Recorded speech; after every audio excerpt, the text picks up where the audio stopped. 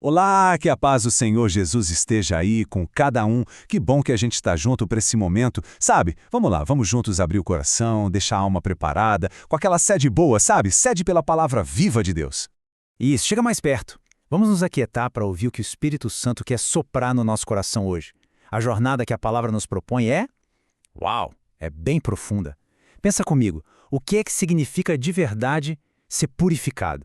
Hein? O que é ser refeito por inteiro, sabe? Ficar totalmente limpo, não só por fora, mas lá naquele cantinho mais secreto da alma.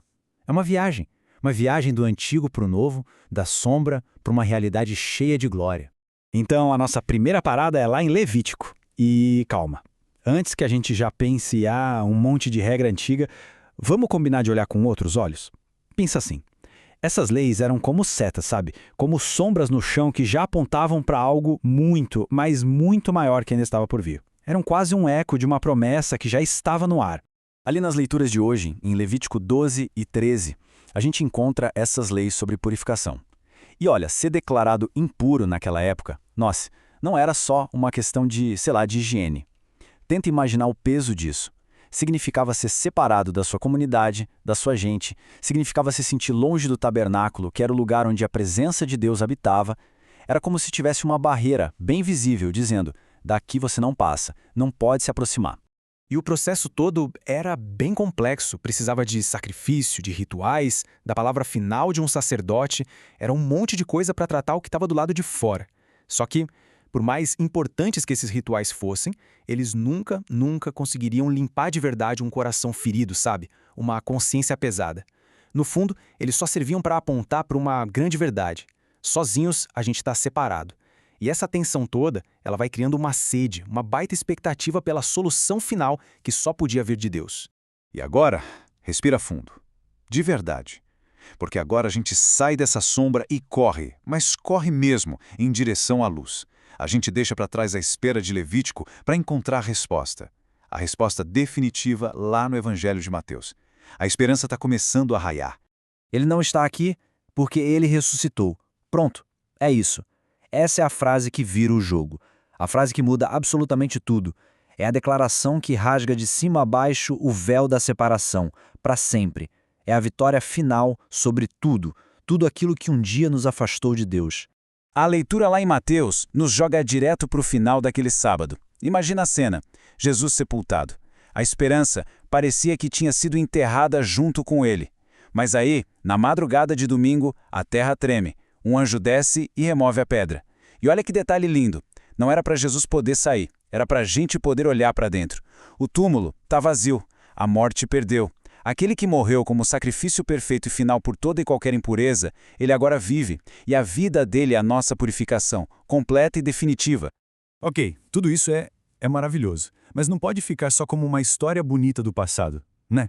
A ressurreição não é um feriado para a gente só lembrar, não. É um poder para a gente viver agora, hoje, bem no meio dos nossos desafios, das nossas lutas. Para pensar nisso um segundo. O mesmíssimo poder que tirou Jesus daquele túmulo, ele está disponível. Para nós. Hoje. Como assim?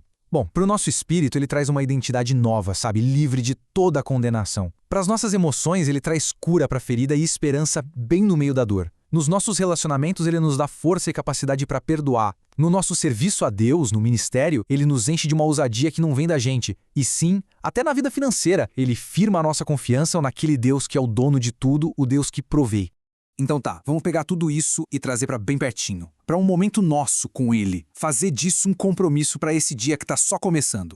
Vamos orar juntos, pode ser? Pai, muito obrigado pela ressurreição. Obrigado porque a gente entende que em Cristo a pedra dos nossos túmulos, das nossas prisões também foi rolada.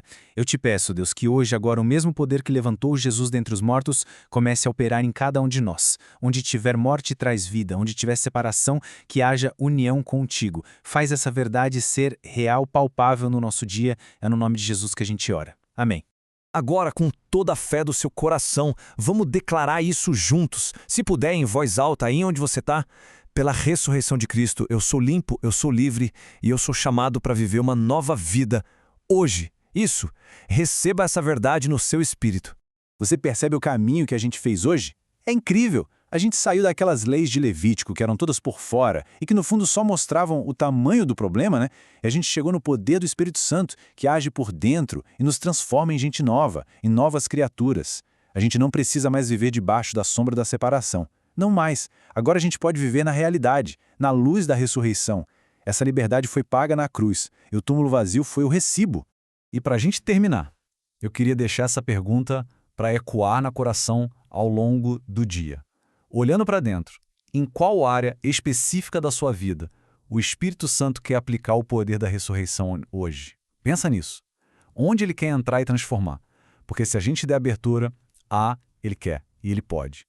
Que o dia de hoje seja uma prova viva, real, de que o nosso Redentor vive. Amém?